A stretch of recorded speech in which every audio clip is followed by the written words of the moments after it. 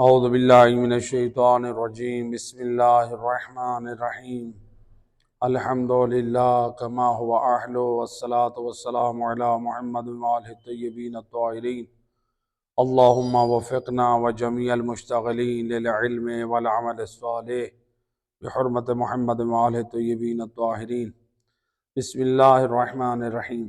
درس قرآن و سلسلہ انس قرآن اور فہم قرآن، یہ سلسلہ ہمارا سورہ واقعہ تک پہنچا تھا۔ تو سورہ واقعہ کی 26 آیات کا ترجمہ اور پیغام بیان ہو چکا۔ آج آیت نمبر 27 سے آگے والی آیات تک۔ آیت نمبر 27 ان آیات کی تلاوت، چند آیات آیت نمبر 27 سے 40 تک۔ پہلے ہم ان آیات کی تلاوت کرتے ہیں، ان کا ترجمہ اور پھر ان کے پیغام کی طرف۔ بسم اللہ الرحمن الرحیم۔ وَأَصْحَابُ الْيَمِينِ مَا أَصْحَابُ الْيَمِينِ، اور اصحاب یمین، تو اصحاب یمین کا کیا کہنا؟ یعنی اللہ تعالیٰ کہہ رہے ہیں اصحاب یمین کا کیا کہنا؟ یعنی اصحاب یمین اچھی ہے۔ فی سدر مخضود، وہ اصحاب یمین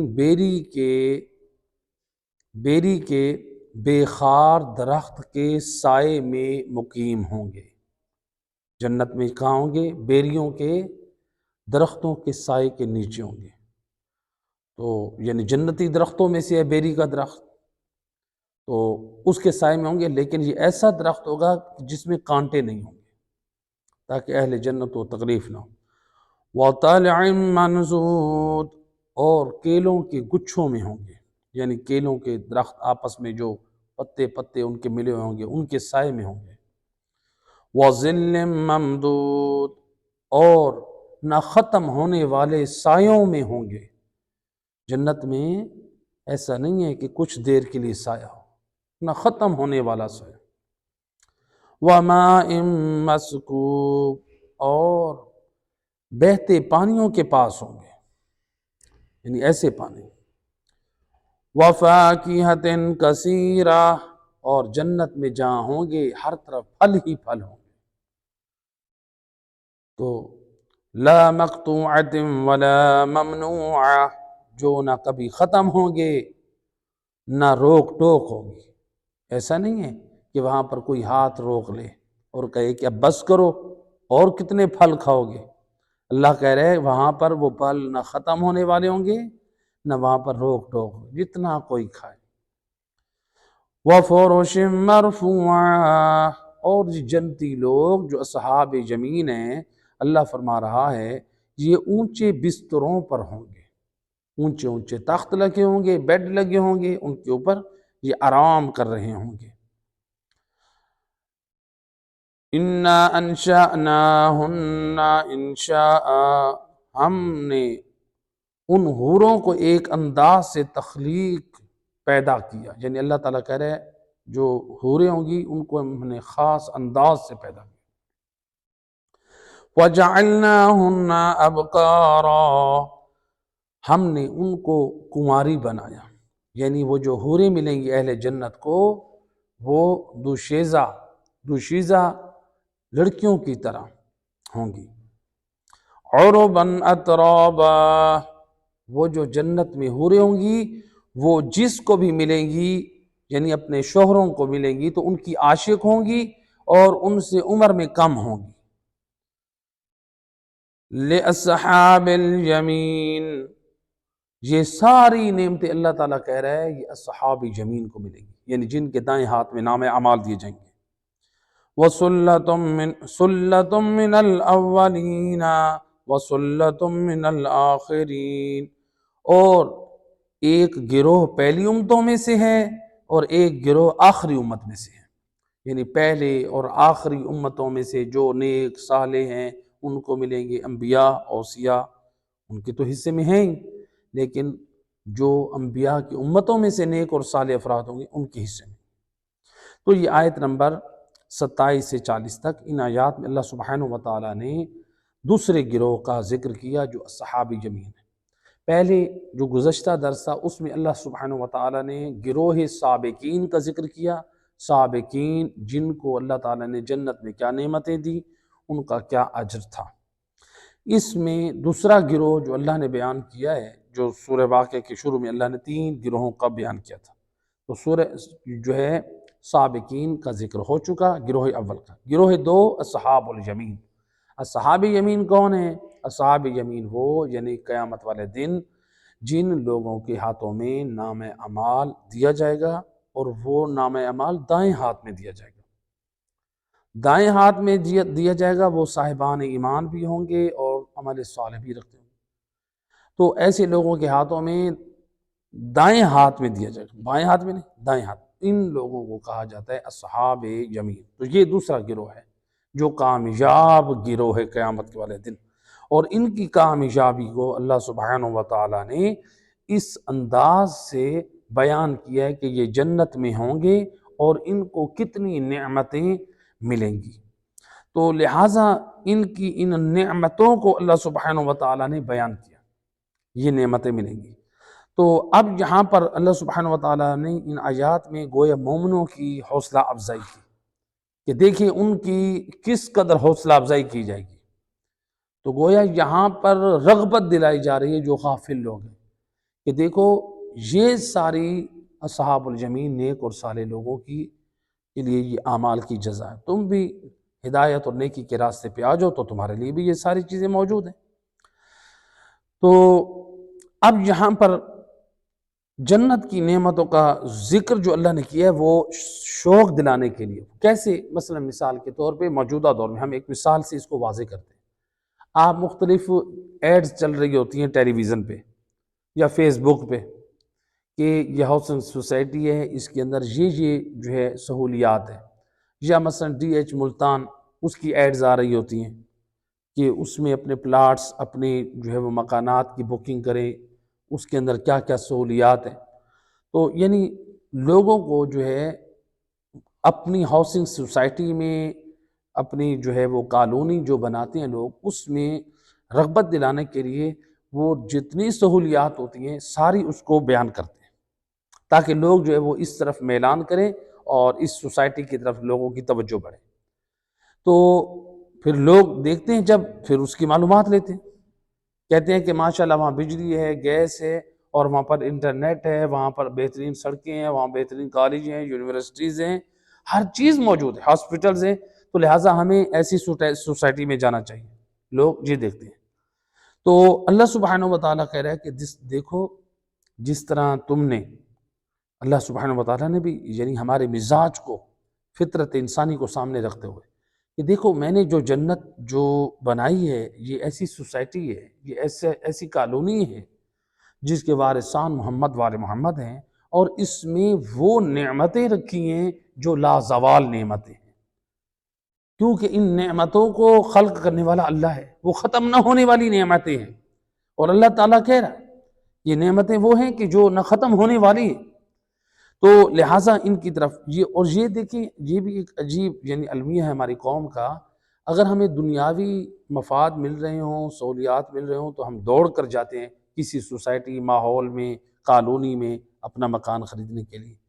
تو دنیا کی فوائد کو سامنے رکھ کے تو ہم جاتے ہیں، کاش ہم کسی علاقے میں، کسی ماحول میں، کسی کالونی میں ہم مکان اس لیے خریدیں کہ وہاں پر ہمارے ایمان کی سلامتی، ہماری اولاد کی ایمان کی سلامتی ہو۔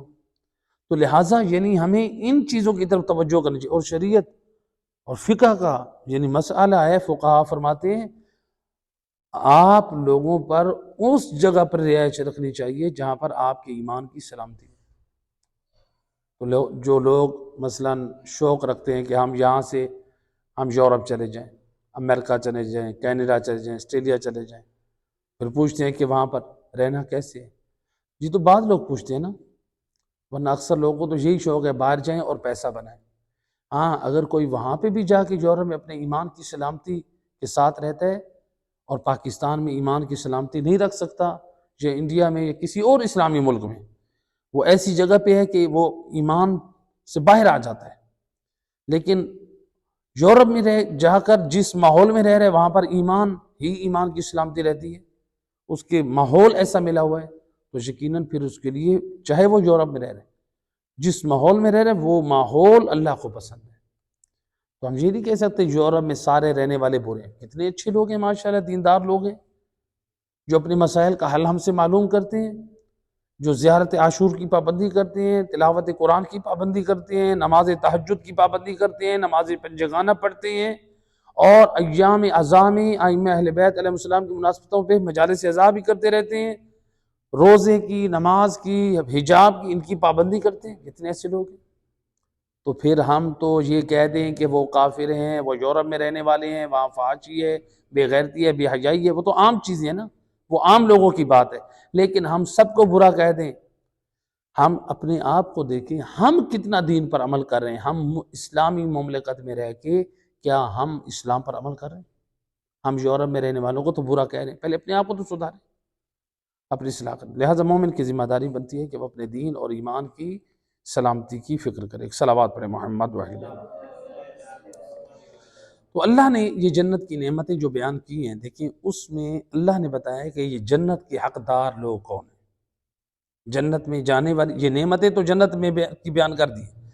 اب جنت کے حقدار کون ہیں، اللہ نے قرآن میں واضح اعلان کر دیا، فرمایا ازلفت الجنہ للمتقین۔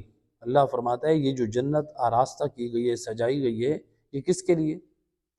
یہ متقیوں کے لیے، پرہیزگار لوگوں کے لیے، ان کے لیے یہ جنت آراستہ ہوئی ہے۔ اور پھر اللہ نے ایک اور مقام پہ فرمایا اعدت للمتقین، جنت متقی پرہیزگار لوگوں کے لیے بنائی گئی ہے۔ قرآن کی بات ہے، قرآن جھوٹ نہیں بولتا۔ قرآن نے کہا ہے جنت صرف پرہیزگار لوگوں کے لیے بنائی گئی ہے، اور آراستہ اور سجائی بھی متقی لوگوں کے لیے گئی ہے۔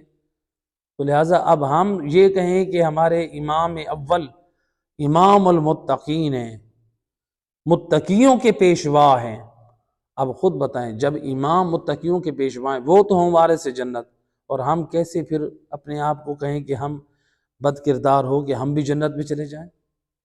مولا علی علیہ السلام بھی سید و سردار متقیوں کے، اور اللہ تعالیٰ قرآن میں کہہ رہا ہے کہ جنت بھی سجائی گئی ہے تو متقیوں کے لیے، جنت بھی اگر تیار ہوئی ہے تو متقیوں کے لیے، یعنی علی والوں کے لیے، جو علی کے حبدار ہو کے علی کی پاک سیرت پہ عمل کرتے ہوں گے۔ اللہ تعالیٰ واضح اعلان کر رہا ہے جنت انہی لوگوں کے لیے ہے۔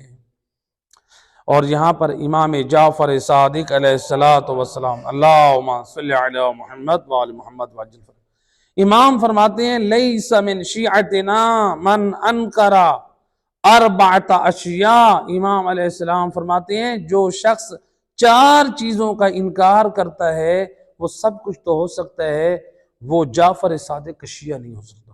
جو شخص 4 چیزوں کا انکار کرے، نمبر 1 آپ نے فرمایا المعراج، جو معراج رسالت کا، رسول اللہ کی معراج کا انکار کرتا ہے، آپ نے فرمایا، امام علیہ السلام نے فرمایا وہ شخص ہمارا شیعہ نہیں۔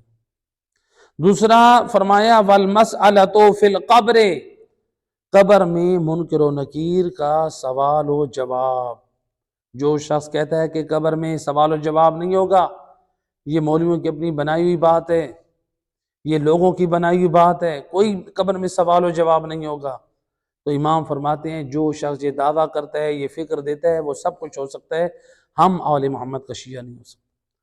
اور یہ تلقین جو آپ پڑھتے ہیں قبر میں، یہ کہاں سے پڑھتے ہیں؟ یہ معصوم نے تعلیم دی ہے۔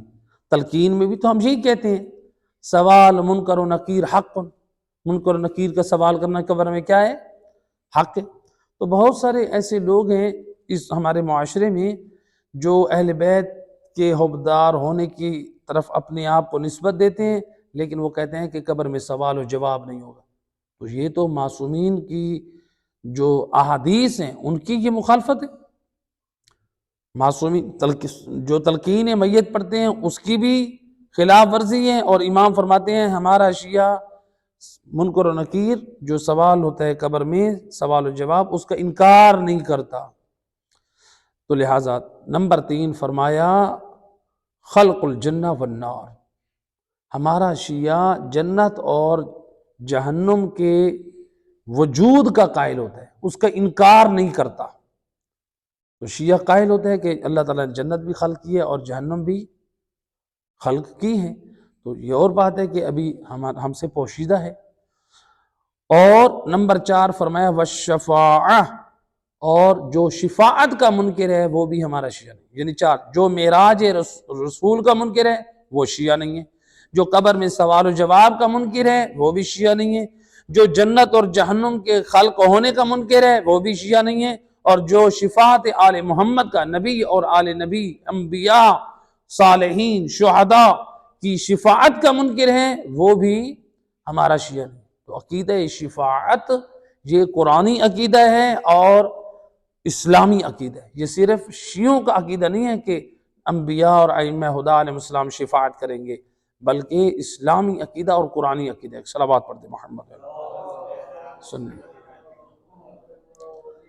تو لہٰذا اب یہ جنت کیسی ہوگی؟ دیکھیں سورہ دہر کی آیت نمبر 20 میں اللہ سبحانہ وتعالیٰ نے فرمایا وَإِذَا رَأَيْتَ ثُمَّ رَأَيْتَ نَعِيمًا وَمُلْكًا كَبِيرًا، یعنی اے رسول آپ جب نگاہ اٹھائیں گے تو ہر طرف نعمتیں اور عظیم و شان مملکت نظر آئے گی، یعنی جنت اتنی وسیع و عریض ہوگی، اتنا جو ہے عظیم سلطنت ہوگی یہ جنت، اور یہ جو ہے جنت۔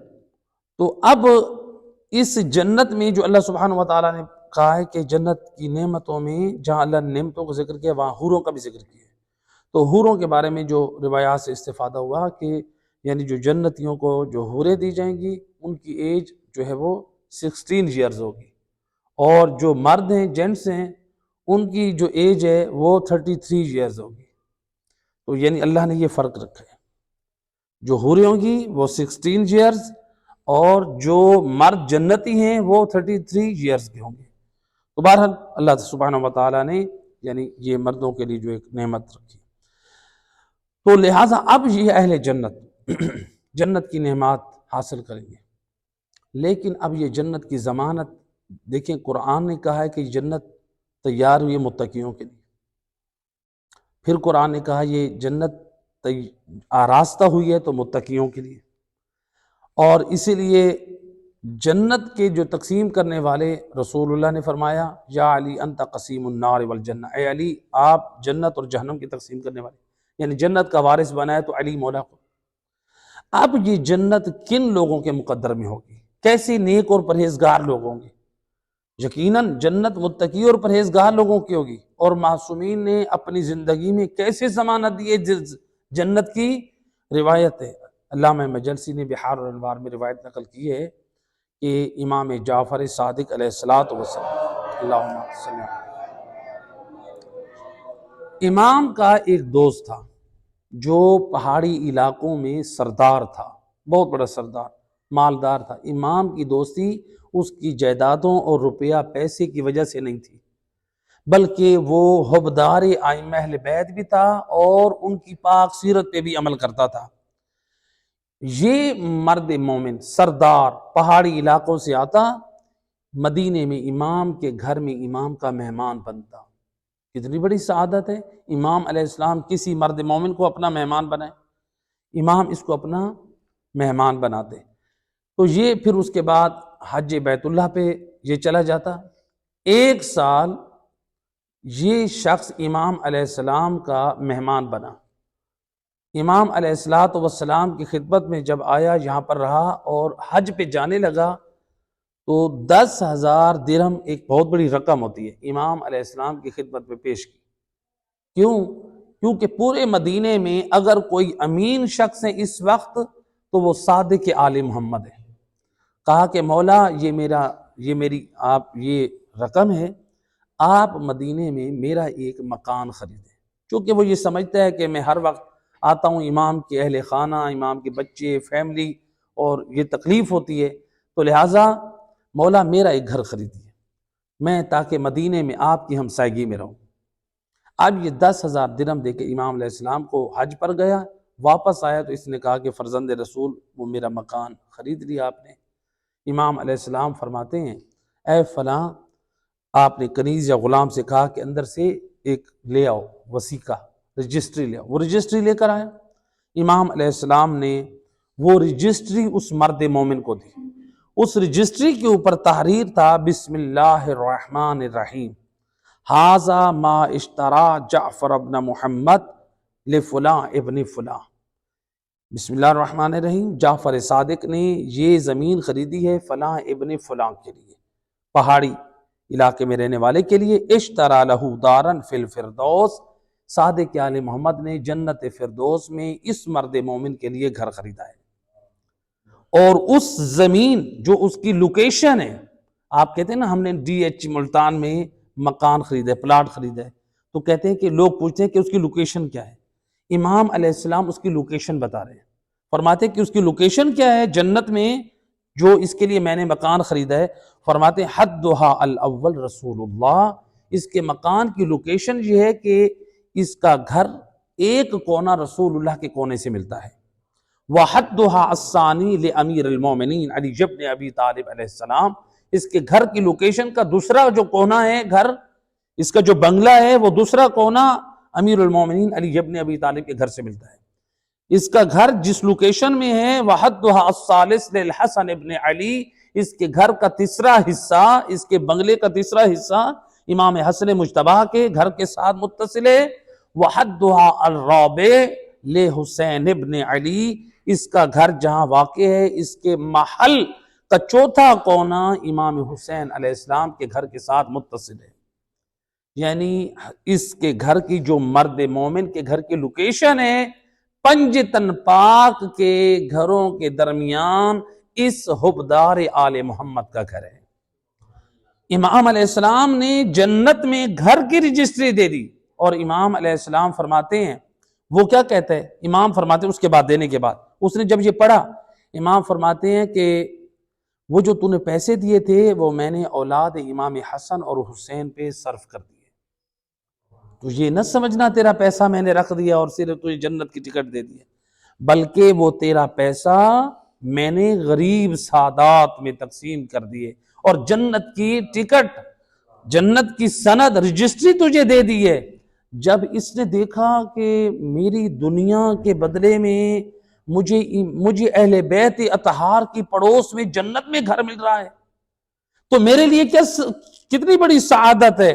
تو اس کے بعد کہتا ہے قد رضیت یبن رسول اللہ، اے فرزند رسول میں آپ کی اس عطا پہ راضی ہوں، یہ سودا میرے گھاٹے میں نہیں ہے، ضمانت دینے والا وارث جنت ہے، اور میرے لیے پنجتن پاک کے گھروں کے درمیان میرا گھر ہو، میری اتنی عظیم لوکیشن میرے گھر کی ہو، میرے تو باعث فخر و شرف ہے۔ امام علیہ السلام نے جب اس کو یہ رجسٹری دے دی کہ تیرا جنت میں پنجتن پاک کے گھروں کے درمیان گھر ہے، اب یہ مرد مومن مدینہ سے رخصت ہوا، اپنے علاقے میں آئے، لوگوں کو بتایا کہ دیکھو وارث جنت امام صادق نے مجھے جنت میں مکان کی رجسٹری دی ہے۔ امام علیہ السلام نے جب وہ رجسٹری جب لے کر گیا اپنے رشتہ داروں کو دکھائی، جب اس کا وقت موت قریب آیا اس نے وصیت کی کہ اس میری رجسٹری کو میری قبر میں میرے ساتھ دفن کیا جائے، لہٰذا اس نے اس رجسٹری کو، یعنی اس کے رشتہ داروں نے اس رجسٹری کو اس کے ساتھ قبر میں دفن کیا۔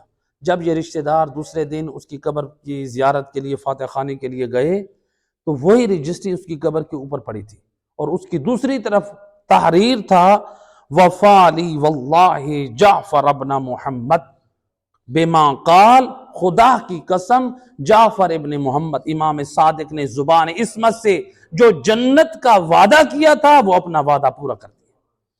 اب دیکھیں جنت نصیب اور مقدر بنتی ہے، لیکن امام صادق نے کس کو دی؟ کیسے شخص کو دوست بنایا؟ مالدار ہونے کی حیثیت سے نہیں، امام نے دیکھا ہمارا حبدار ہے لیکن با کردار ہے، حج بھی انجام دینے والا ہے، غریبوں کی مدد بھی کرنے والا ہے، اور دین خدا پہ خرچ کرنے والا بھی ہے، تو لہٰذا ایسے با کردار بنے تو یقیناً یہ جنت ہمارا مقدر و نصیب بن سکتی ہے۔ صلوات پڑھیں محمد و اہل بیت۔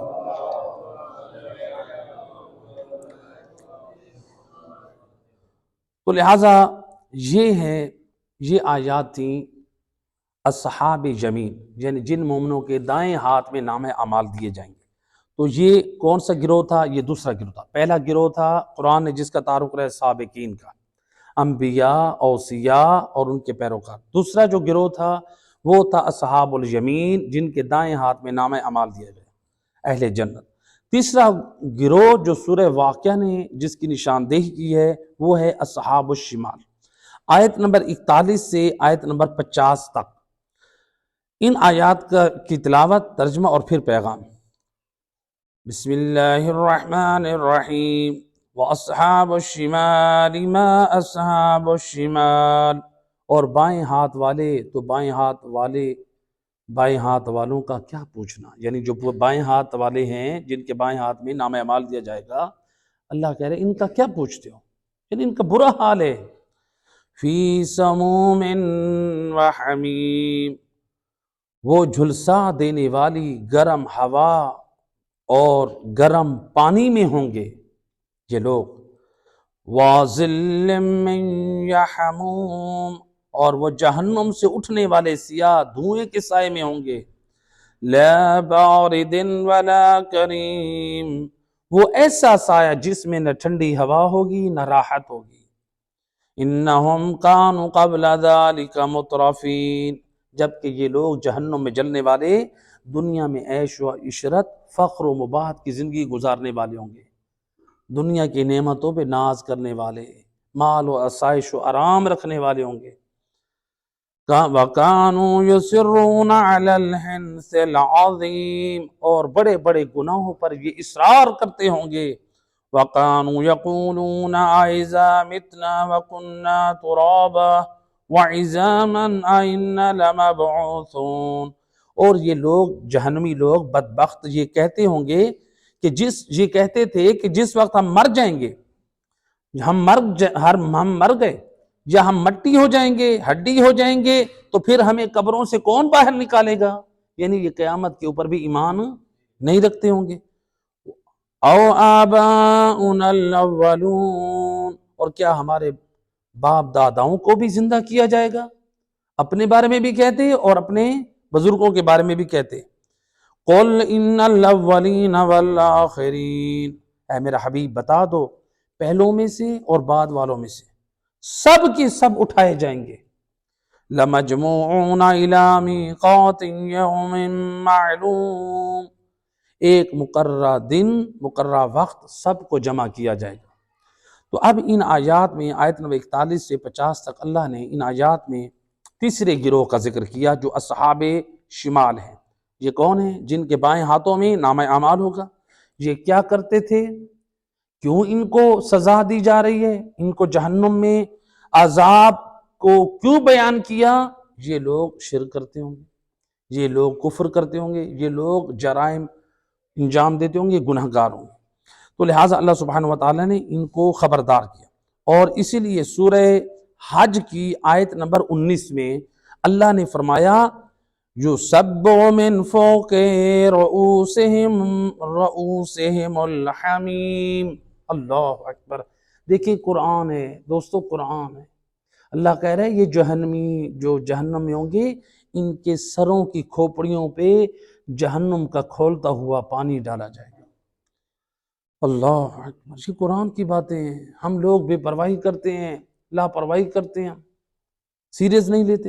انبیاء ائمہ ہدیٰ علیہ السلام خوف زدہ ہو جاتے تھے، اور ہمیں پتہ نہیں کس چیز نے غافل کر دی ہے، توجہ نہیں کرتے۔ تو لہٰذا اب ان آیات میں ہمیں جو پیغام ملا ہے کہ ان لوگوں پر عذاب کتنی وجہوں سے آیا۔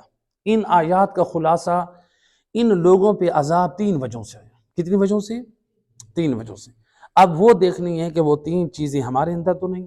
ہم یہ تو کہتے رہے وہ مجرم، بد کردار، مشرک، کافر، منافق، فلاں، ان کے لیے اللہ نے جہنم کا وعدہ کیا ہے، ان کے لیے کیا ہے، وہ ہم بھی بن سکتے ہیں۔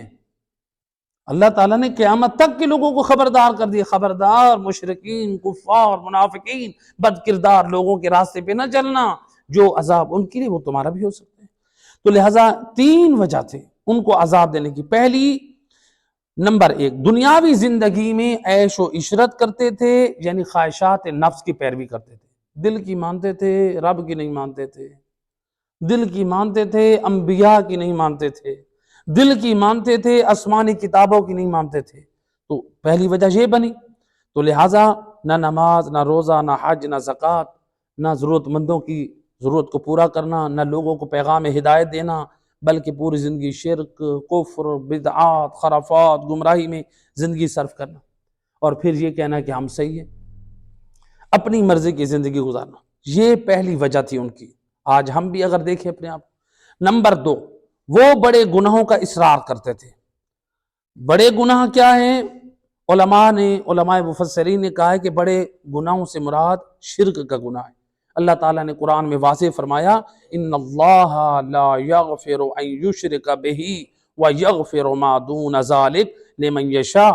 خدا ہر گناہ معاف کر دے گا لیکن وہ شرک کا گناہ معاف نہ کرے گا۔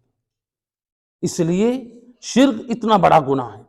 اور بعض علماء مفسرین نے فرمایا یہ جو اس آیت میں کہا گیا نا یسرون علی الحنث سے، اس سے مراد قیامت کا انکار ہے، اور جھوٹی قسمیں کھا کر قیامت کا انکار کرتے تھے۔ تو بہرحال یہ دوسری وجہ تھی کہ شرک کرنا یا قیامت کا انکار کرنا جھوٹی قسمیں کھا کے۔ تیسری وجہ کیا ہے؟ تیسری وجہ تھی وہ قیامت کے دن کا انکار کرتے تھے۔ جب ہم مر جائیں گے تو ہم مٹی ہو جائیں گے، ہم ہڈیاں ہو جائیں گے، تو پھر ہمیں زندہ کون کرے گا؟ ہمارے آباء و اجداد کو زندہ کون کرے گا؟ تو یہ 3 وجہ تھی۔ ان آیات نے ہمیں کیا پیغام دیا؟ ان آیات نے ہمیں پیغام دیا کہ دیکھو ہم بھی عیش و عشرت کی جو زندگی گزار رہے ہیں، جس طرح انہوں نے عیش و عشرت کی زندگی میں دین خدا کو بھلا دیا اور ہوائے نفس کی پیروی کی، تو تم بھی عیش و عشرت کی زندگی میں دین کو نہ بھول جاؤ۔ اگر تم دین کو بھول گئے تو پھر تمہارا بھی خانہ خراب ویسے ہوگا جیسے ان کا ہوا تھا۔ اس لیے جب ایک نوجوان آیا، اس نے کہا یا رسول اللہ میں سیدھا سادہ ہوں، مجھے زیادہ سمجھ نہیں آتی، مجھے ایسا آسان کوئی عمل بتائیں میں جنت میں چلا جاؤں۔ جہنم سے تو ڈر لگتا ہے، جنت میں چلا جاؤں، سیدھا سادہ کوئی عمل بتائیں۔ آپ نے فرمایا پھر میں تجھے سیدھی سادی بات بتاتا ہوں۔ آپ نے فرمایا تو اپنا ایک قدم اپنی خواہشات نفس پہ رکھ، تیرے دوسرے قدم کی جنت میں جانے کی ضمانت میں نبی دیتا ہوں۔ سیدھی سادی بات پوچھتے نا کہ سیدھا سادہ کام بتائیں میں جنت میں چلا جاؤں، سیدھی سادی بات ہے، ایک قدم اپنی خواہشات پہ تو رکھ، تیرے دوسرے قدم میں جنت میں رکھنے کی ضمانت میں نبی دیتا ہوں۔ اللہ، یعنی نبی نے بتا دیا خواہشات کو تم ختم کرو جو تمہیں حرام کی طرف لے کر جائیں، اللہ کی دین سے منحرف کر دیں، اس کو ختم تم کرو، پھر جنتی ہونے کی ضمانت میں دیتا ہوں۔ تو یہ ہے۔ اور تو اب یہاں پر جو ہے اللہ سبحانہ و تعالیٰ نے ایک اور نقطے کی طرف ہمیں متوجہ کیا، یعنی یہاں پر ان آیات میں 3 وجہ تھی۔ پہلے تھی کہ خواہشات کی پیروی نہ کرو۔ نمبر 2، ہم بھی بڑے بڑے گناہوں کا اصرار کرتے ہیں، یعنی ان لوگوں نے گناہوں کا اصرار کیا، یعنی گناہوں کو دہرایا زندگی میں، ہم بھی دہراتے ہیں۔ تو یہ خود ان کی ہلاکت کا موجب بنا تھا۔ جو کفار و مشرکین یا گمراہ لوگ تھے، گناہوں کو بار بار انجام دیتے تھے، جہنم میں گئے۔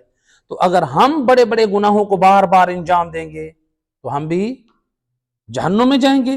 اس لیے امام محمد باقر علیہ السلام اللہم صلی علی امام فرماتے ہیں الکبائر کل ما اوعد اللہ علیہ النار۔ امام فرماتے ہیں بڑا گناہ وہ ہے جس کے اوپر اللہ سبحانہ و تعالیٰ نے جہنم کا وعدہ کیا۔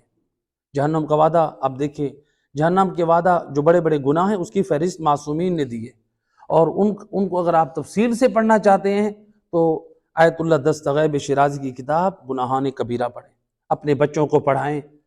تو لہٰذا یہ وہ ہے۔ آئیں قرآن میں ہم ایک مثال دیتے ہیں بڑے گناہ کی۔ ہم لوگ تو معمولی سمجھتے ہیں، ہم کہتے ہیں کہ یہ بڑا گناہ نہیں ہے۔ مثلا مثال کے طور پہ لوگ نماز نہیں پڑھتے، نماز کو معمولی سمجھتے ہیں، چھوڑ دی، موبائلوں میں بیٹھے ہیں، ٹیلی ویژن میں بیٹھے ہیں، دوستوں کے ساتھ بیٹھے ہیں، گپ شپ کر رہے ہیں، کرکٹ کھیل رہے ہیں، پتہ نہیں کیا کچھ کر رہے ہیں، دنیا کے سارے کام کرنے، نماز ہم نے نہیں پڑھنی۔ اب جب ہم نماز نہیں پڑھتے تو یہ گناہ کبیرہ میں سے۔ اللہ تعالیٰ نے سورہ مدثر میں قرآن میں فرمایا فی جنات یتساءلون عن المجرمین، جنتی لوگ جہنمیوں سے پوچھیں گے تم لوگ کیوں بد نصیب ٹھہرے، جہنم کی آگ میں جل رہے ہو؟ کیا کہیں گے؟ لم نک من المصلین، ہم نماز پڑھنے والوں میں سے نہیں تھے۔ یعنی ہم سب کچھ تھے، ہم عزادار تھے، ہم زوار تھے، ہم صدقہ و خیرات دینے والے تھے، ہم لوگوں کی مدد کرنے والے تھے، ہم دسترخوان بچھانے والے تھے، لیکن ہم نمازی نہیں تھے۔ یہ تو نہیں کہیں گے میں شمر تھا۔ قرآن نے کہا کہ وہ کہے گا میں شمر ہوں، میں یزید ہوں، میں فرعون ہوں، نہیں، وہ کیا کہیں گے؟ ہم نمازی نہیں تھے، یعنی مومن ہو تھے لیکن نمازی نہیں تھے۔ تو اب دیکھیں سورہ مدثر ہے، یہ کسی مولوی صاحب کی بات ہی نہیں ہے، یہ قرآن کی بات ہے۔ جو نماز نہیں پڑھتا وہ جہنم میں جائے گا، جس کا اللہ نے قرآن میں وعدہ کیا ہے کہ بے نمازی جہنم میں جائے گا۔ تو لہٰذا نماز چھوڑ دینا اتنا بڑا گناہ کبیرہ ہے۔ اور روایت ہے حضرت محمد مصطفیٰ صلی اللہ علیہ وآلہ وسلم، آپ فرماتے ہیں جو شخص، اب دیکھیں نماز چھوڑنا کتنا بڑا گناہ ہے، ہم لوگ تو پرواہ نہیں کرتے۔ سید رسول فرماتے ہیں جو شخص ایک نماز جان بوجھ کر چھوڑ دیتا ہے کتنا گناہ ہے؟ آپ فرماتے ہیں اگر کوئی شخص 70 مرتبہ قرآن کو جلا دے، میرا آپ سے سوال ہے جو ایک مرتبہ قرآن جلا ہے اس کو کتنا بڑا گناہ ہے؟ آپ کہیں گے وہ بندہ کافر ہے، ایسے کہ نہیں ہے بھئی قرآن کو جلانے والا کافر ہے۔ رسول اللہ کیا فرما رہے ہیں؟ جو 70 مرتبہ قرآن کو جلا دے، 70 انبیاء کا قتل کر دے۔ ایک نبی کا قتل کرنا کتنا بڑا گناہ؟ نبی کیا فرما رہے ہیں؟ 70 مرتبہ قرآن جلائے، 70 انبیاء کو قتل کرے، اس سے بڑی سخت بات فرمایا 70 مرتبہ اپنی ماں کے ساتھ بد کرداری کرے، ماں کے ساتھ، ماں کی حرمت کو پامال کرے، 70 مرتبہ اتنا بڑا جرم اور گناہ انجام دے۔ یہاں تک بات نہیں، فرمایا 70 کنواری عورتوں کی عفت اور پاک دامنی کو داغدار کرے، ان کے ساتھ منہ کالا کرے۔ 4 چیزیں بیان کی رسول نے، فرمایا 70 مرتبہ قرآن جلائے، 70 انبیاء کو قتل کرے، 70 مرتبہ اپنی ماں کے ساتھ حرام کرے، یا پھر کنواری خواتین کے ساتھ حرام کرے 70 مرتبہ۔ اللہ کے رسول فرماتے ہیں یہ بدبخت اللہ کی رحمت کا امیدوار ہے۔ کتنا بڑا مجرم ہے یہ شخص، کون ہے؟ اللہ کی رحمت کا امیدوار ہے۔ فرمایا لیکن بے نمازی اللہ کی رحمت سے دور ہے۔ اللہ اکبر، استغفر اللہ۔ اب ہمارے سامنے ہماری اولاد کتنی نمازوں پہ نمازیں چھوڑتی ہے، ذرا پرواہ کیے والدین نے؟ بیوی نماز نہیں پڑھتی، خود ہم نماز نہ پڑھیں، باپ گھر میں نماز نہ پڑھے، ماں نماز نہ پڑھے، اولاد نماز نہ پڑھے۔ ہمارے محلے میں اگر کوئی زنا کر لے تو ہم کہتے ہیں بہت بڑا گناہ ہے۔ یہ کیوں نہیں دیکھتے ہماری اولاد جو نماز چھوڑ رہی ہے وہ تو زنا سے بھی بڑا گناہ کر رہی ہے؟ اللہ اکبر۔ نمازوں کو معمولی نہ سمجھے، نمازیں اس قدر اہم ہیں۔ یقیناً زنا ہو، لیوات ہو، یہ وہ برائیاں ہیں، یہ گناہ جو معاشرے میں جس کی وجہ سے بے حیائی عام ہے۔ تو لہذا یعنی اس روایت میں بتایا جا رہا ہے کہ نماز نہ پڑھنے والا کتنا بڑا ناپسند ہے خدا کو۔ دوسری روایت ہے رسول خدا صلی اللہ علیہ وآلہ وسلم، اللہم صلی علی۔ بہرحال اس روایت کا ایڈریس اگر کوئی تنبیہ الغافلین، فارسی میں کتاب ہے تنبیہ الغافلین، یہ روایت اس کتاب میں موجود ہے۔ دوسری روایت ہے، یہ بھی تنبیہ الغافلین کی روایت ہے، سید رسول فرماتے ہیں جو شخص ایک نماز جان بوجھ کے چھوڑتا ہے، اللہ ایک نماز کے چھوڑنے کی وجہ سے اس کو 64 یعنی 64 سال 6400 سال 6400 سال اس کو جہنم میں رکھے گا، ایک نماز نہ پڑھنے کی وجہ سے 64 سال نہیں، تو لہٰذا اس کو جہنم میں رکھا جائے گا۔ تو لہٰذا فرمایا کہ جی، بلکہ کہا کہ جی 6400، اگر ہم عدد کوئی صحیح اصلاح کر لیں، فرمایا کہ 6400 تو اس طرح بنتا ہے یعنی 6400۔ تو لہٰذا اتنی مقدار میں جہنم میں انسان جلے گا جو شخص ایک نماز چھوڑ دیتا ہے۔ آپ مجھے یہ بتائیں 64 سال جو انسان رہے گا جہنم میں، وہاں کا دن کتنا بڑا ہے؟ اللہ قرآن میں فرماتا ہے وَقَانَ مِقْدَارُ 50,000 سنہ، اس ایک دن کی مقدار 50,000 سال کا دن ہے۔ اب خود اندازہ کریں، ہم تو یہ کہہ دیں 64 سال جو ہے ہم جہنم میں رہیں گے، ایک نماز پہ سے اچھا گزار لیں گے، لیکن ایک دن بھی 50,000 سال کا ہے۔ استغفر اللہ ربی بات۔ لہٰذا توجہ کرنی چاہیے، اولاد کو خود کو رغبت دلائیں، اپنے واجبات مکمل کریں۔ تیسری چیز جو ان کی ہلاکت کی موجب بنی اور ہمیں پیغام ہدایت ملا، کہا کہ ہم بھی قیامت کے دن کی تیاری کریں، ان کی طرح غافل نہ بن جائیں جس طرح وہ غافل ہو گئے۔ وہ کہتے تھے کہ مثلا کیا ہوگا، یعنی وہ کہتے تھے کہ کیا ہم دوبارہ اٹھائے جائیں گے، کیا ہماری ہڈیاں ہم مٹی بننے کے بعد ہم دوبارہ زندہ ہوگے؟ تو گویا وہ اس بات سے اپنے آپ کو آزاد کر دیتے تھے کہ ہم نے نہ اٹھنا ہے اور نہ عمل کریں گے۔ تو اگر آج کوئی شخص اسی طرح سے یہ سوچے کہ ہمیں عمل کی ضرورت نہیں ہے، تو لہٰذا وہ شخص بھی یعنی جرائم اور گناہ میں مرتکب ہوگا۔ ایک صلوات پڑھیں محمد و اہل بیت۔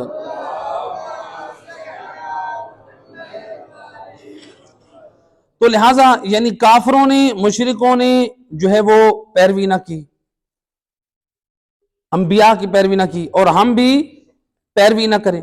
تو لہٰذا یہاں پر جو ہے دیکھیں، جو لوگ کہتے ہیں کہ ہمیں عمل کی ضرورت نہیں ہے، ہمیں دین کی پابندی کی ضرورت نہیں ہے، تو لہٰذا نہج البلاغہ میں امیر المومنین علی بن ابی طالب علیہ السلام، اللہم صلی علی محمد، امام علیہ السلام اپنے چاہنے والوں کو خبردار کرتے ہیں۔ امام علیہ السلام فرماتے ہیں الیست النفوس عن مثقال حبۃ من خردل مسئولہ، فرماتے ہیں کیا قیامت کے دن لوگوں سے رائی کے برابر نیکی یا برائی کے بارے میں سوال نہ کیا جائے گا؟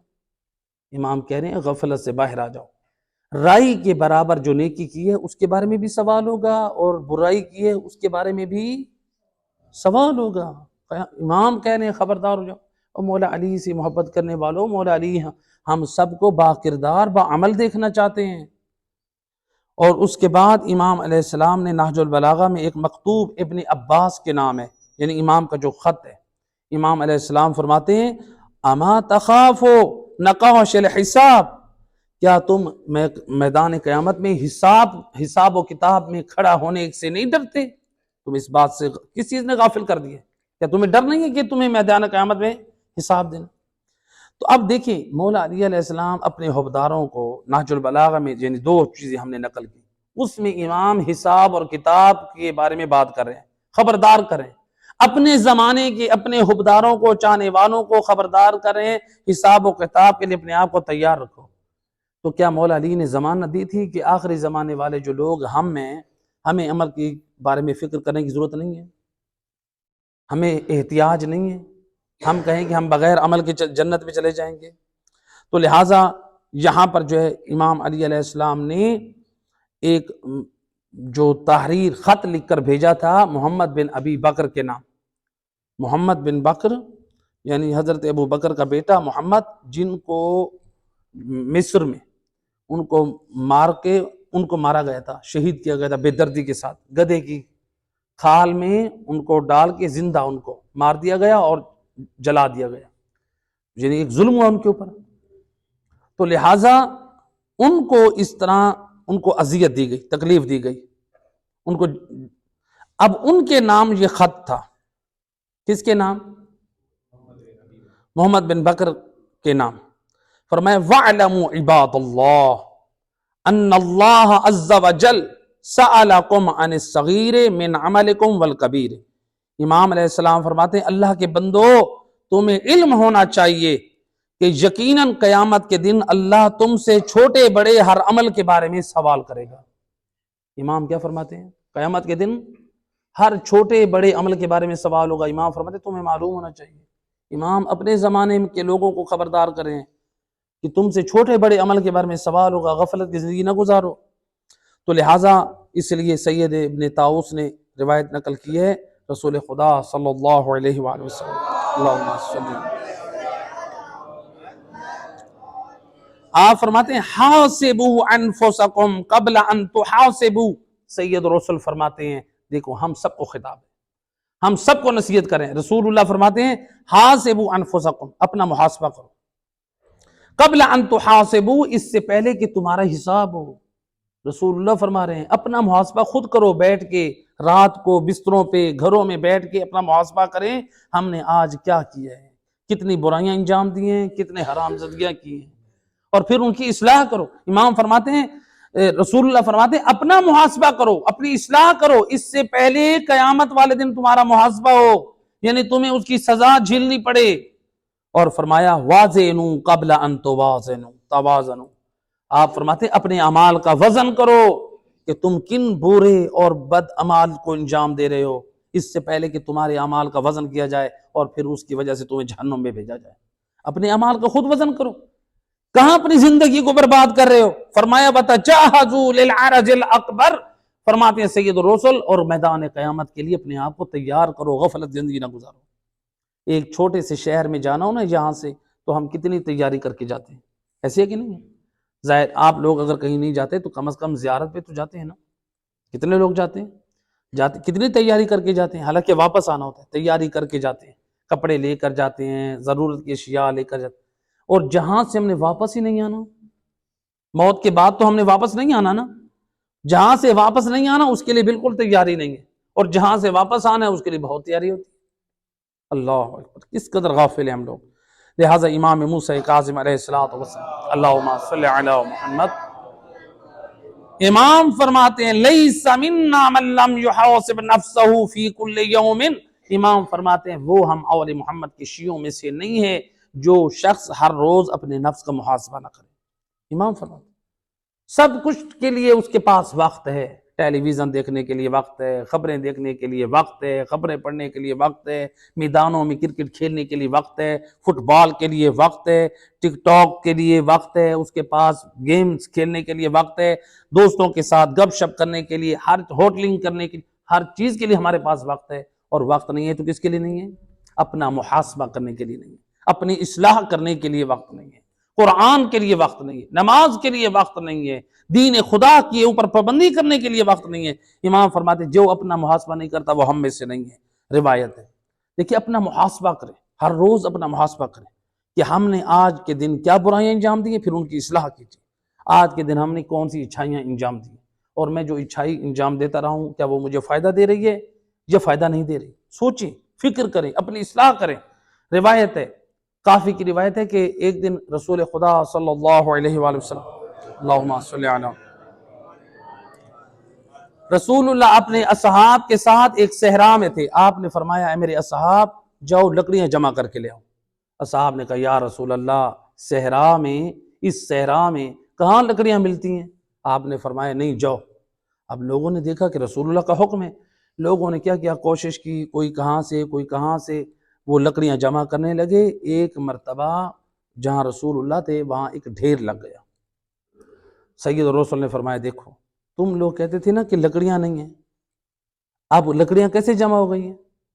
گویا اس حدیث سے رسول اللہ ہمیں پیغام دینا چاہ رہے تھے کہ اے لوگوں اپنا محاسبہ کرو، تمہارا نفس شیطان تمہیں بہکائے گا کہ تمہارے دامن میں گناہ نہیں ہیں، غلطیاں نہیں ہیں، تم نے کہاں گناہ کیے ہیں، تم تو بس ٹھیک ہے تم نے معافی مانگ لی ہے، لیکن شیطان بہکائے گا تمہارے دامن میں غلطیاں نہیں ہیں۔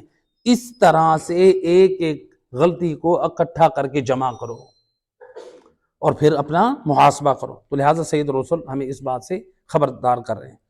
تو آیت نمبر 47 سے 50، 47 سے 50 تک اللہ سبحانہ وتعالیٰ نے ہمیں یہ میسج دیا کہ قیامت کے دن معشور ہونے والے اولین و آخرین کو جمع کیا جائے گا، اور اس میں اللہ تعالیٰ ذکر کر رہا ہے کہ قیامت حتماً واقع ہوگی۔ ان آیات میں اللہ نے کفار و مشرکین کو جھنجھوڑا اور ہم کو پیغام دیا، ہم سب کو کیا پیغام دیا؟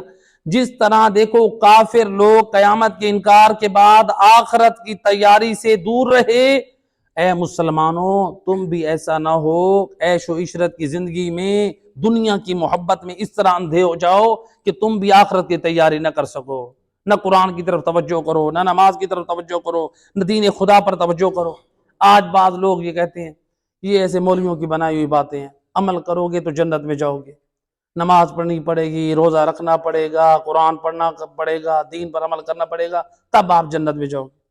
کہتے ہیں یہ مولویوں کی اپنی باتیں بنائی ہوئی۔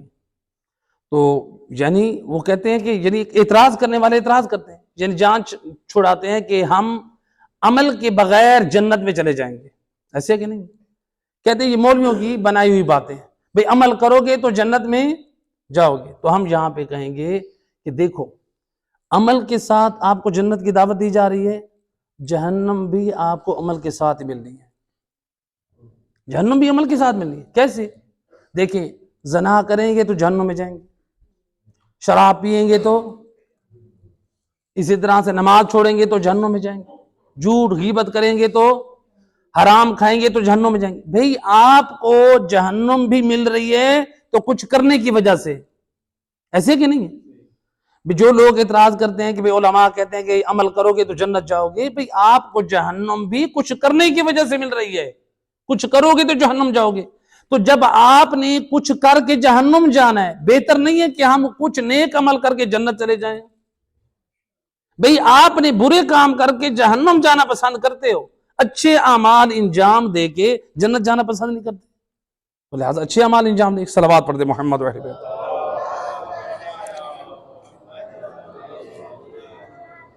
لہٰذا یہاں پر اللہ سبحانہ وتعالیٰ نے یہ تھی آیت نمبر 51 سے 56 تک اللہ سبحانہ وتعالیٰ نے ہمیں کیا پیغام دیا۔ بسم اللہ، پہلے ان آیات کی تلاوت اور پھر اس کا پیغام۔ بسم اللہ الرحمن الرحیم، ثم انکم ایھا الضالون المکذبون، اور پھر تم اے گمراہ و جھٹلانے والے لوگوں، اللہ خبردار کر رہے ہیں لوگوں کو، گمراہ کرنے والے اور جھٹلانے والے لوگ۔ لآکلون من شجر من زقوم، یقیناً تم تلخ درخت زقوم کھاؤ گے۔ اللہ کہہ رہے جہنمیوں کو تم تلخ درخت کھاؤ گے۔ فمالئون منها البطون، اور اپنے شکموں کو اس سے بھرو گے۔ جو زقوم کا درخت ہے جہنم میں، اللہ کہہ رہے جہنمی لوگ اپنا پیٹ اسے بھریں گے۔ وَشَارِبُونَ عَلَيْهِ مِنَ الْحَمِيمِ، پھر اوپر سے کھولتا ہوا پانی پیو گے۔ ایک تو تلخ درخت کھائیں گے، ایک صلوات پڑھے محمد البیت، ایک تو تلخ درخت کھائیں گے اور دوسرا اللہ سبحانہ وتعالیٰ کہہ رہے اوپر سے کھولتا ہوا پانی پئیں گے۔ وَشَارِبُونَ شُرْبَ الْهِیمِ، اللہ کہہ رہے پھر یہ تلخ پانی یعنی یہ گرم پانی اس طرح سے پئیں گے جس طرح اونٹ پیتا ہے۔ اونٹ کیوں پیتا ہے؟ یہ کیوں مثال دی؟ یعنی وہ بیماری کے وقت بہت زیادہ پانی پیتا ہے، اس کی پیاس ختم نہیں ہوتی۔ ھذا نزلھم یوم الدین، اللہ کہہ رہے یہ بد اعمالیاں انجام دینے والوں کی جہنم میں میزبانی، ان کی مہمانی اس طرح کی جائے گی۔ جنت والوں کی مہمان نوازی کس طرح ہوگی وہ آپ نے سنا، اور جہنم والوں کی مہمان نوازی کس طرح ہوگی یہ اللہ تعالیٰ بتا رہے ہیں کہ اس طرح سے ان کو جہنم کے تلخ درخت سے کھانا دیا جائے گا اور جہنم کا کھولتا ہوا ان کو پانی دیا جائے گا۔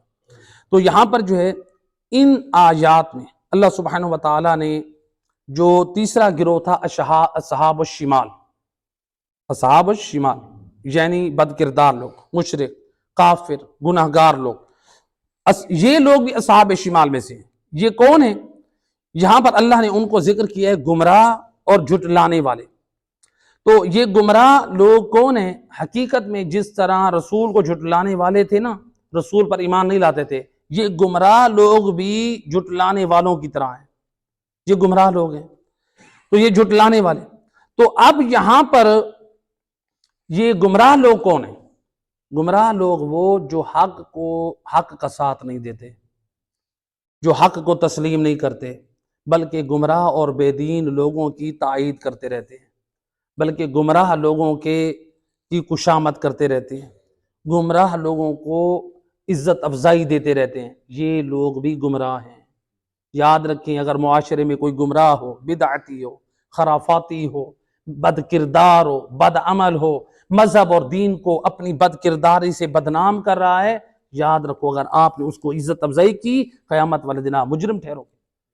ہم نے جو اس کی عزت کی ہے، کسی بدعتی کی، خرافاتی کی، بے دین کی، ہم اس کو جھک کر اگر ملے، ہم اس کی رسپیکٹ کریں، ہمارے اس عمل کو دنیا والے دیکھ کر کہیں گے دیکھو یہ بندہ صحیح ہے، تبھی اس کی عزت کی جا رہی ہے۔ تو ہماری عزت و اکرام کی وجہ سے لوگ اس کی عزت کریں گے، اس کے مجرم ہم ٹھہریں گے۔ لہٰذا جو معاشرے میں بد کردار ہیں، بد عمل ہیں، آل محمد کے مذہب کو بدنام کرنے والے ہیں، یاد رکھو وہ چاہے رشتے میں ہمارا باپ اور ہمارا دادا بھی کیوں نہ ہو، آپ اس کی عزت نہ کرو۔ یہ نہ دیکھو یہ میرا باپ ہے یا میرا دادا ہے، یہ میرا بڑا بھائی ہے یا میرا ماموں ہے یا میرا چچا ہے یا میرا فلاں رشتہ دار ہے۔ جو اللہ کے دین کا دشمن ہے وہ ہمارا بھی دشمن ہے۔ ہماری کسی سے ذاتی دشمنی نہیں ہونی چاہیے، ہماری دشمنی صرف اللہ کے دین اور محمد والے محمد کے دین سے دشمنی کی وجہ سے دشمنی ہونی چاہیے۔ الحب للہ والبغض للہ، محبت جس سے بھی کرو اللہ کے لیے کرو، دشمنی جس سے بھی رکھو اللہ کے لیے رکھو۔ لہٰذا دیکھو جو لوگ بدعتی اور بے دین اور خرافاتی لوگوں کی عزت کرتے ہیں، ان لوگوں کے بارے میں رسول اللہ نے کیا فرمان جاری کیا؟ اگر ہمارے علاقے میں یا مثلا دنیا میں کسی کونے میں اہل بدعت ہوں، خرافات ہوں، آل محمد کے مذہب کی بدنامی کرنے والے ہوں، ہم ان کو جھک کے سلام کریں، ان کے گھٹنوں پہ ہاتھ لگائیں، ان کی عزت افزائی کریں، ان کو گھروں میں جگہ دیں، ان کو خاص محفلوں میں بٹھائیں اور ان کی خاص عزت افزائی کریں، ایسے لوگوں کے بارے میں رسول اللہ نے کیا فرمایا؟ فرمایا من وقر صاحب بدعہ فقد اعان علی ہدم الاسلام۔ رسول اللہ فرماتے ہیں جو شخص کسی بدعتی گمراہ شخص کی تعظیم کرتا ہے، وہ شخص مجھ مصطفیٰ کی نگاہ میں ایسے ہے جس نے اسلام کو برباد کرنے میں مدد کی ہے۔ وہ ابو جہل کا مددگار ہے، وہ ابو لہب کا مددگار ہے، وہ دشمنان دین کا مددگار ہے۔ اہل بدعت کی مدد نہ کریں، ان کی تعظیم نہ کریں، ان کے سامنے نہ جھکیں، ان کا احترام نہ کریں۔ احترام کرنا ہے کس کا کریں؟ جو آل محمد کے مذہب کا وقار بلند کرے، جن کے اندر آل محمد کی محبت بھی ہو اور ان کے اندر پاک کردار ہو، دنیا والے ان کے کردار کو دیکھ کے اہل بیت کے قریب ہوں۔ میرا اگر کردار ایسا بد بن جائے، میں اپنی پہچان بتاؤں کہ میں آل محمد کے مذہب کی نمائندگی کرتا ہوں اور مجھ سے اتنی بد کرداری کے بڑے بڑے جرائم اگر میں انجام دوں، بتائیں میں مذہب کا کتنا بڑا نقصان کر رہا ہوں۔ میں نے سر پہ امامہ رکھ کے، میں نے مذہب کی نمائندگی کا ٹھیکیدار بن کے، اور پھر میں اتنے بڑے بڑے جرائم انجام دوں، یاد رکھیں میں صرف اپنے خاندان کا مجرم نہیں ٹھہروں گا، میں اللہ کے دین کا بھی مجرم ٹھہروں گا، میں دین آل محمد کا بھی مجرم ٹھہروں گا۔ یہ دین بڑا قیمتی ہے، اس دین کو آل محمد نے اپنے خون سے بچایا ہے، اپنی قربانیوں سے بچایا ہے، اور ہم اپنی خواہشات، ہوائے نفس، بد کرداریوں کے ذریعے سے اہل بیت کے دین اور مذہب کو بدنام کر دیں۔ اور یاد رکھیں جس طرح یہ بدنام کرنے والے لوگ مجرم ہیں، اسی طرح سے ایسے لوگوں کی عزت افزائی کرنے والے، ان کی خوشامد کرنے والے، اور وہ بھی قیامت والے دن جواب دیں گے۔ لہٰذا ممبر کا بھی تقدس ہونا چاہیے۔ یہ کیا ہے؟ مسجد اس لیے علماء فرماتے ہیں محراب میں نماز پڑھانے کی جو لیاقت رکھتا ہے، جو عادل ہے، گناہوں سے بچ سکتا ہے، جو نماز پڑھانے کی لیاقت رکھتا ہے، وہی ممبر رسول پہ آنے کی لیاقت رکھتا ہے۔ کیونکہ اگر ممبر رسول پہ بد کردار کو بٹھا دیں، آپ کسی زانی کو بٹھا دیں، آپ کسی شرابی کو بٹھا دیں، آپ کسی لواط کرنے والے کو بٹھا دیں، کسی بد کردار کو بٹھا دیں، آپ بتائیں کہ ممبر رسول کا تقدس پامال کر رہے ہیں یا آپ عزت کر رہے ہیں؟ پامال کر رہے ہیں۔ لہٰذا بد کردار کو ہم لے کر آئیں، جو لے کر آنے والے ہوتے ہیں وہ بھی قیامت والے دن جواب دیں گے۔ بتاؤ آپ لوگ بد کرداروں کو جگہ دیتے تھے، ان کی عزت افزائی کرتے تھے، وہ بھی مجرم اور عزت افزائی کرنے والے بھی مجرم۔ صلوات پڑھے محمد صلی اللہ علیہ وسلم۔ لہٰذا یہاں پر آیت نمبر 52 سے 55 تک اللہ سبحانہ وتعالی نے ہمیں کیا میسج دیا، کیا پیغام دیا؟ اللہ سبحانہ وتعالی نے ان آیات میں اصحاب الشمال یعنی مشرک، کافر، بد کردار، گمراہ لوگوں کی جہنم میں ان کی کیا غذا ہوگی، پہلا بیان کیا کہ وہ درخت زقوم سے کھائیں گے۔ درخت زقوم کیا ہے؟ جہنم میں تلخ درخت ہے جو اس کو کھلایا جائے گا، درخت زقوم۔ یہ درخت زقوم کیا ہے؟ کس طرح سے ہوگا؟ یہ ایسے ہوگا درخت زقوم جس کا پھل ایسے ہوگا جس طرح آپ کوبرا سانپ دیکھتے ہیں نا، وہ اپنا سر پھلا کر بیٹھتا ہے، اس کا جو سر ہوتا ہے اس کو پھن کہتے ہیں۔ اس طرح سے زقوم کے درخت پہ پھل ہوں گے، یعنی کوبرا سانپ کے سر کی طرح وحشت زدہ خوفناک، جس سے جہنمی لوگ جب ہاتھ بڑھائیں گے کھانے پہ مجبور ہوں گے، ان کے دلوں میں خوف اور لرزہ طاری ہوگا، یہ کھانا ان کو دے دیا جائے گا۔ اس طرح سے یہ زقوم، اور وہ تلخ ہوگی، اور ان کو گرم پانی ہوگا۔ روایت میں ملتا ہے یہ گرم پانی کیسے ہوگا؟ اس گرم پانی میں پیپ ملی ہوئی ہوگی جو جہنمیوں کو دی جائے گی، بد کردار بد عمل لوگوں کو دی جائے گی۔ اور سورہ محمد میں آیت نمبر 15 میں فرمایا وَسَاقُوا مَاءً حَمِيمًا فَقَطَّعَ أَمْعَاءَهُمْ، اللہ فرماتے یہ جہنمی بد کردار بد عمل لوگوں کو جو جہنم میں پانی پلایا جائے گا، یہ اتنا گرم ہوگا جیسے پئیں گے ان کی آنتڑیاں گل کے گر پڑیں گی۔ قرآن کی آیت ہے، یہ کسی مولوی صاحب کی بات نہیں ہے، خدا گواہ قرآن پڑھیں گے تو سدھریں گے۔ قرآن ہے، قرآن کی طرف ہم توجہ نہیں کرتے، لہٰذا اللہ سبحانہ وتعالیٰ نے اس میں یہ واضح پیغام دیا۔ اس کے بعد روایت ہے مائے حمیم، جہنم کا پانی، معصوم فرماتے ہیں یہ جہنم کا جو پانی بدکار لوگوں کو، مشرک لوگوں کو، کافر لوگوں کو، بے دین لوگوں کو، بد عمل بے نمازی اور بد کردار لوگوں کو جو جہنم کا پانی پلایا جائے گا، صادق زبان سے، زبان عصمت سے معصوم فرماتے ہیں اگر اس جہنم کے اس پانی کا ایک قطرہ دنیا کے کسی پہاڑ پہ ڈالا جائے، وہ ایک گرم پانی کی حرارت اتنی سخت ہے کہ اس پہاڑ کی خاک تک جل کے راکھ ہو جائے۔ استغفر اللہ ربی واتوب الیہ، نستجیر باللہ، کس قدر سخت عذاب ہے، خدا اپنی پناہ میں رکھے ہم سب کو۔ تو لہٰذا آیت نمبر 55 میں فرمایا شرب الہیم۔ شرب الہیم کیا ہے؟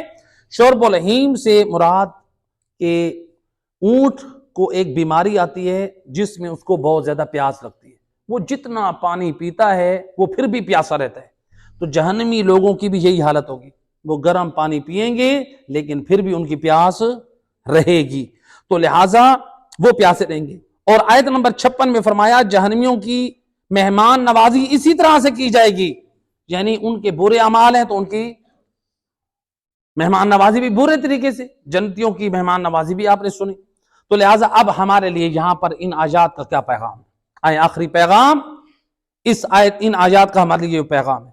اللہ تعالیٰ ہمیں یہ پیغام دے رہا ہے کہ ہم بھی ذرا سوچیں کہ یہ عذاب صرف کفار و مشرکین کے لیے نہیں، یعنی ان کے لیے جو یہ عذاب بنا شرک کفر اور گمراہی کی وجہ سے، ہمیں بھی پیغام دیا کہ دیکھو تم یہ نہ سمجھنا کہ یہ مشرکوں کو دیا ہے یہ عذاب، بلکہ اگر تم صرف کلمہ پڑھ لو اور کہو کہ ہم مسلمان ہیں، خبردار یہ بھول ہے۔ عقائد ہمارے بھی قرآن اور سنت کے مطابق ہوں، بات ہے سیدھی ہے، بار بار میں اس بات پہ زور کیوں دیتا ہوں قرآن اور سنت کے مطابق ہوں؟ کیونکہ صرف عقیدہ اپنانا کافی نہیں ہے، عقیدہ قرآن اور سنت کے مطابق اپنانا باعث نجات ہے۔ عقیدہ اپنی مرضی سے تو ہندوؤں نے بھی اپنایا ہوا ہے، اپنائے ہوئے یا نہیں اپنائے ہوئے؟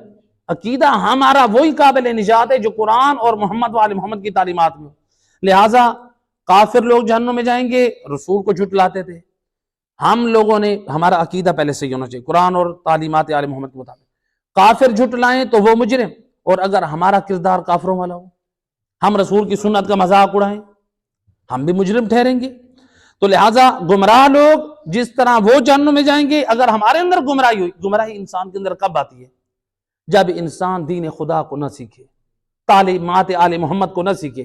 دیکھیں جب میری زندگی میں اہل بیت کے فرامین نہیں ہیں، قرآن نہیں ہے، تو پھر میں کیسے عمل کروں گا؟ پھر لوگوں نے اپنی مرضی سے ایسے مسئلہ گھڑ لینا اور اس کے اوپر عمل کر لینا، لوگوں نے ایسے ہی کرنا ہے۔ تو لہٰذا ہمارا دین، شکر پڑھیں عالم، ہم پاک ہستیوں کے ماننے والے ہیں، ہمارے مذہب میں قیاس نہیں ہے، اپنی طرف سے مسئلے نہیں بنائے جاتے، بلکہ ہم فقہ امام جعفر صادق علیہ السلام پہ عمل کرتے ہیں۔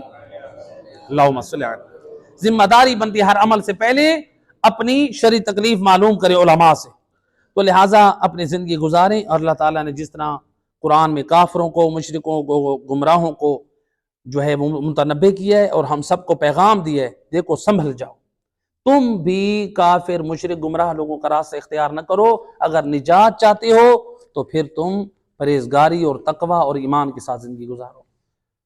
آخر میں دعائے کریم مہربان اللہ محمد اور اس کی پاک آل کا واسطہ